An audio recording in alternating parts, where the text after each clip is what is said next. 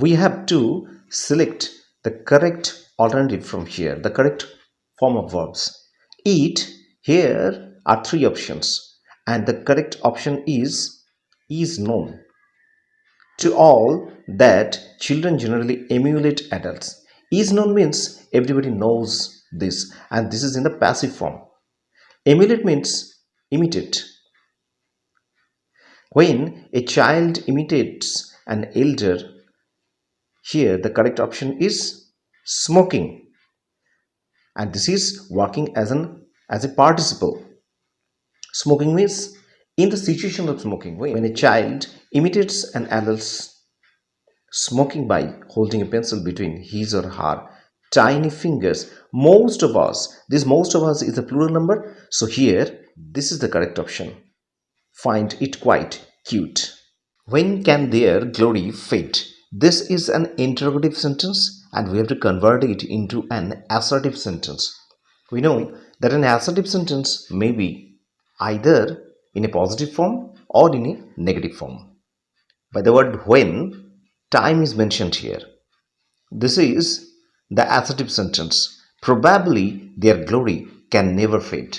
We cannot omit the word probably because we do not know whether their glory can never fade or not. That is why we have to use this word probably. Probably their glory can never fade.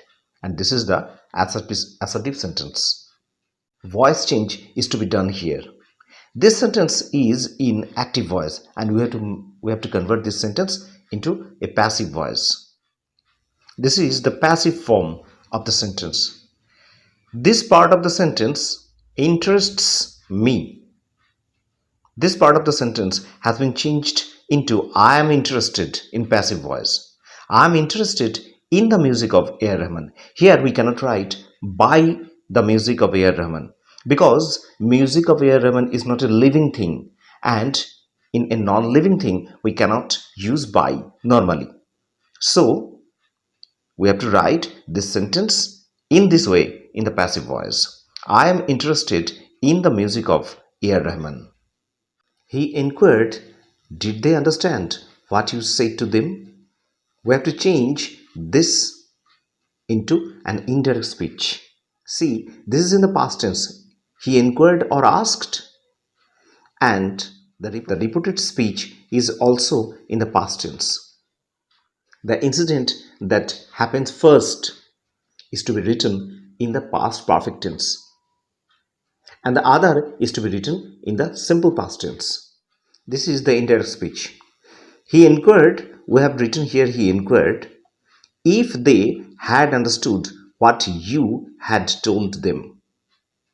Look here, this part of the sentence, repeated speech, has been converted into past perfect tense. That is why we have used here the past perfect tense. Here we have used had. This verb has been written in past perfect tense, and also said to. This has been also written in past perfect tense, and we have used here had told them. We made plenty of kites. Plenty of kite means a lot of kites. This sentence is in active voice and this is to be changed in the passive voice.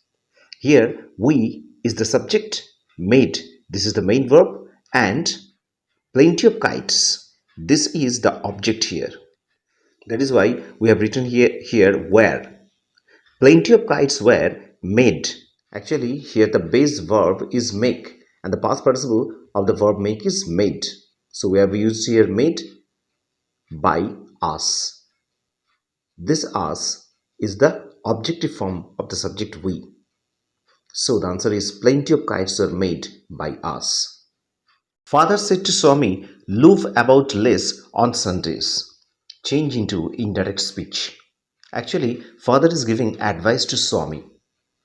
Here, loaf about means moving around in an idle manner or moving around aimlessly.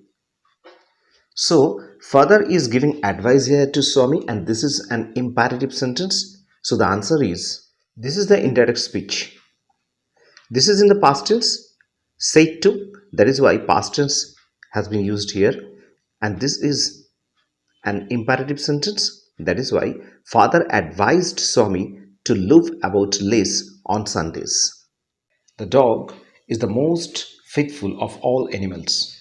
We have to convert this sentence into a positive degree of adjective.